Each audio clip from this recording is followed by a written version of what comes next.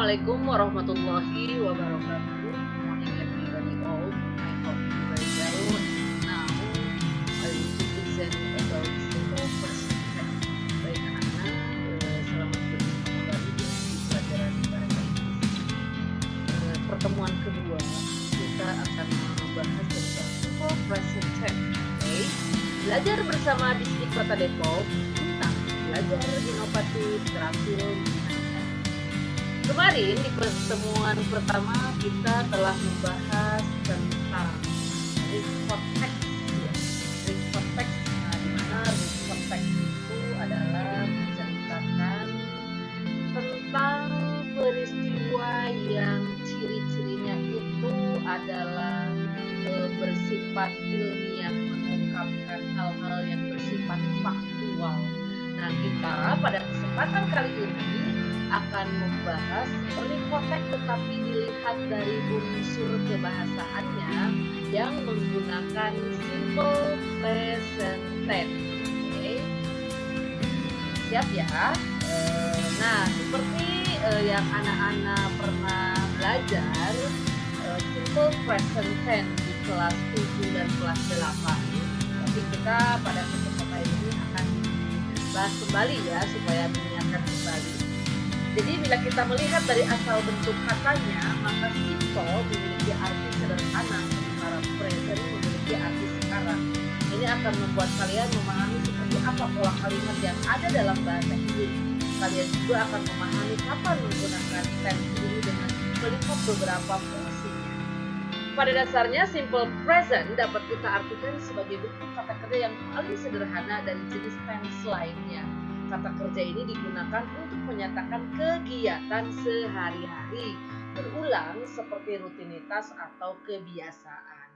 Tense ini menjadi salah satu yang paling sering dipakai dalam bahasa Inggris. Jadi ini dilihat dari fungsinya ya. Simple present tense dilihat dari fungsinya, yaitu untuk menyatakan kegiatan sehari-hari atau berulang seperti rutinitas atau kebiasaan. Di dalam pola report text sendiri, di dalam unsur kebahasaan report text, kita menggunakannya simple present tense. Baik anak-anak, kita coba pelajari rumus present tense ya. Jadi seperti anak-anakku sekalian, di dalam kalimat itu ada yang disebut kalimat nominal, ada yang disebut kalimat verbal. Jadi kalau kalimat nominal itu kalimat yang setelah subjeknya itu langsung ke adjective, adverb, noun, tetapi sebelumnya dihubungkan dengan to be, gitu ya. Itu namanya kalimat nominal. Jadi tidak ada kata kerja langsung, ya. Di sini ada subjek, ada to be, am, is, are, lalu boleh adjective, adverb atau noun. Kemudian di dalam bentuk negatif sentence-nya subjek, to be, am, is, are ditambah not, ditambah adjective, adverb atau noun. Kemudian untuk interrogative sentence-nya atau kalimat tanya, change position. Sekarang to be dulu di depan, baru subjek plus adjective, adverb atau noun. For example, he is very patient. Itu contoh di dalam kalimat positive sentence. Negative sentence-nya, he is not atau he isn't very patient. Interrogatifnya, is he patient? Nah, itu adalah contoh kalimat nominal tetapi dalam bentuk simple present. Anak-anak kemarin ingat nggak di dalam report text ya ada namanya di situ contoh kalimat nominal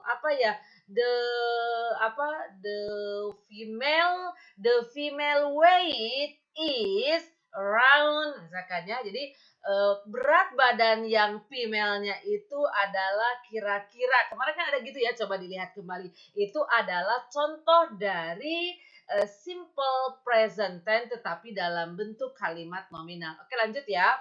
Yang kedua adalah di sini yang disebut kalimat verbal ya. Kalimat verbalnya itu adalah kalimat yang langsung ada kata kerja ya.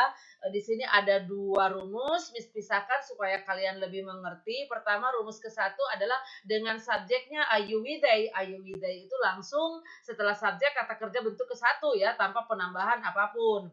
lihat subjek, verb ke-1, objek, boleh keterangan waktu atau keterangan tempat itu adalah fleksibel ya supaya lebih melengkapi. Kemudian di dalam negative sentence-nya subjek, do not, verb 1 plus objek.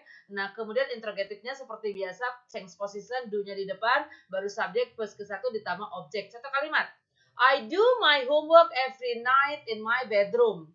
I do. I subjek, do verb ke-1, my homework objek, every night keterangan waktu, in my bedroom itu keterangan tempat.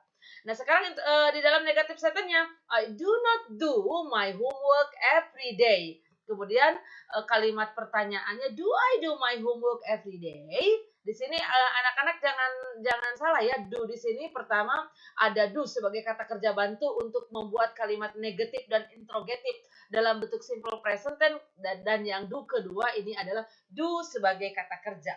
Oke. Nah, sekarang adalah rumus yang kedua dengan subjeknya he, she, it ya. Subjek, verb ke-1 ditambah akhiran s atau is baru objek. Kemudian negative sentence-nya subjek, kemudian ditambah kata kerja bantu does, kemudian not. Nah, verbnya jangan lupa balik ke verb ke-1 ya. Demikian juga di interrogative sentence-nya does, subjek, verb ke-1 baru objek. Jadi anak-anak yang menggunakan akhiran s atau is hanya di bagian positive sentence-nya ya. For example, he does my homework every night. Itu di dalam positive sentence-nya. Sekarang negative sentence-nya, he does not do. Kembali ke awal ya. He does not do my homework every day. And then does he do my homework every day? Dan kalian harus ingat mana kata kerja mana saja yang memerlukan akhiran s dan mana saja kata kerja yang menggunakan akhiran is ketika menggunakan personal pronoun bentuk ketiga yaitu he, she, dan it ya. Contoh yang berakhiran is misalnya do, ketika subjeknya I do, tetapi ketika subjeknya she does.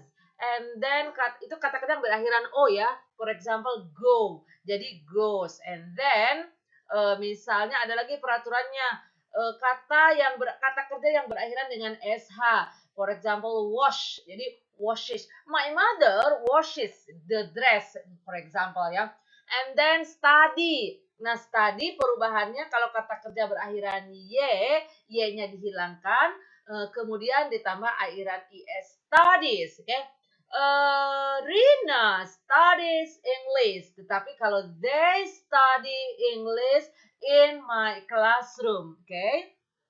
Jadi kalian harus diingat, dipelajari kembali mana saja kata kerja yang harus berakhiran s dan mana saja kata kerja yang berakhiran is. Oke, lanjut. Nah, sekarang diingatkan kembali ya, fungsi simple present tense itu di dalam kalimat adalah untuk digunakan dalam berbagai macam pernyataan. For example, menyatakan kegiatan sehari-hari atau daily activity ya. Misalnya I go to school every day. Menyatakan kebenaran umum, misal the sun rises from the east. And then menyatakan permintaan atau perintah pada lawan bicara. For example, please sit down, Anna. Oke, my student, di pertemuan berikutnya mungkin Miss akan membahas tentang passive voice ya, tentang passive voice. Oke, thank you for watching my video, thank you for listening my video, and see you next week. Assalamualaikum warahmatullahi wabarakatuh.